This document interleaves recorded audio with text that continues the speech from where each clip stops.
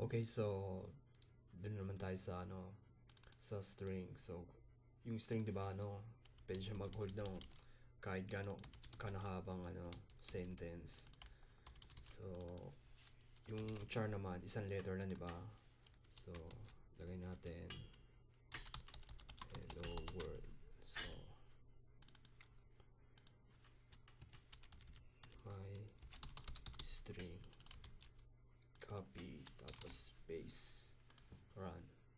So yung string naman naka-cover siya ng double quotes na mahabang sentence. So yan, gagamitin niyo yung string, hindi yung char, kasi char, di ba, isang lang character. Kapag maraming character na isusulat nyo parang sentence, gagamitin niyo string.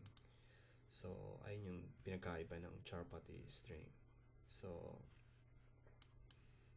tapos na tayo sa variable. Dun next naman natin yung constant. I-explain ko yung constant variable so sa next tutorial.